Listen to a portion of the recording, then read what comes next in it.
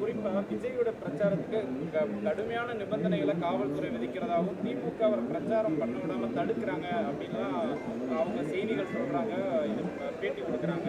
அந்த நிலையில தான் திமுக இருக்குதா? விஜய் பார்த்து பயப்படுறாங்க. அதுபோ அப்படி ஒருபோதும் இருப்பதற்கு வாய்ப்பில்லை. எங்களை பொறுத்த இருக்கவும் கூடாது. எல்லோரும் ஜனநாயக நாட்டில் யார் வேணாலும் பிரச்சாரம் பண்ணலாம், யார் வேண்டுமானாலும் பரப்புரையில் இறங்கலாம். அதில் எந்த மாற்று கருத்தும் கிடையாது. அதே நேரத்தில் காவல்துறை என்னென்ன கட்டுப்பாடுகள் எல்லா கட்சிகளுக்கும் அரசியல் கட்சிக்கு விதிக்கிறதோ அந்த கட்டுப்பாடுகளை அவர்கள் மீறக்கூடாது. பிரச்சாரம் பண்ற வாகனத்துக்கு பின்னாடி வந்து இத்தனை வாகனம் வரக்கூடாது, வைக்கக்கூடாது விஜய்க்கு விதிக்கிறாங்க. இபிஎஸ் அவர்கள் விதிக்க மாட்டாங்க. அவர் பின்னாடியே ஒரு 50 வாகனம் போகுது.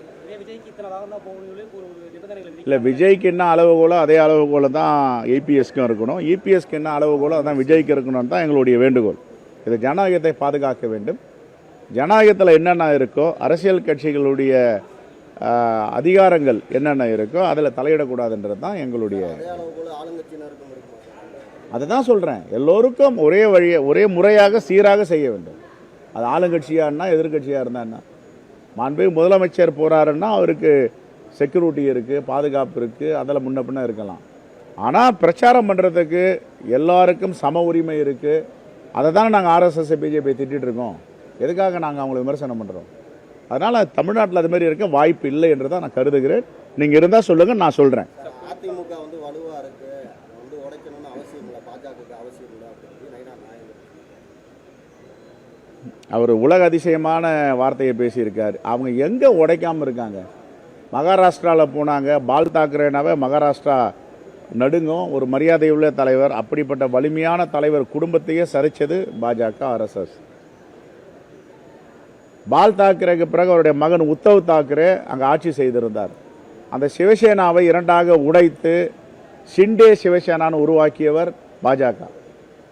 அதை முடிச்சுட்டு ஷிண்டே சிவசேனாவை க்ளோஸ் பண்ணிட்டு பாஜகவுடைய முதலமைச்சரை கொண்டாந்துருக்காங்க. அதாவது ஒரு மாடல் இருக்குது. இங்கே திராவிட மாடல்ன்றாங்க, நாங்கள் காமராஜர் மாடல்ன்றோம், எங்கள் தலைவர் ராகுல் மாடல்ன்றோம். ஆனால் ஆர்எஸ்எஸ் மாடல் என்னன்னா, எங்கெங்கே உறவு வைக்கிறார்களோ உறவாடி கெடுப்பது. ஆமை புகுந்த வீடு எப்படி இருக்குமோ அது மாதிரி பாஜக புகுன்ற மாநிலம் சிதைஞ்சு போயிடும். அரசியல் கட்சிகளை சிதைப்பாங்க, அப்புறம் மக்களுடைய அதிகாரத்தில் கையை வைப்பாங்க, மக்களுடைய திட்டத்தில் கையை வைப்பாங்க, மக்களுக்கு சேர வேண்டியதெல்லாம் எடுத்து அதானி அம்பானி கிட்ட கொடுத்துருவாங்க. தேங்க்யூ.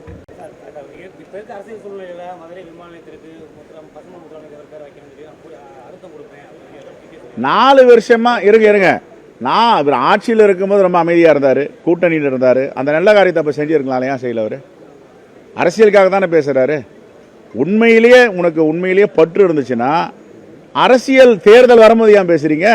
முன்னாடி ஏன் பேசல? பிளே ஸ்டோர் மற்றும் ஆப் ஸ்டோரில் இருந்து பாலிமர் செயலியை QR கோடு மூலம் பதிவிறக்கம் செய்யுங்கள். செய்திகளை உடனுக்குடன் பெறுங்கள்.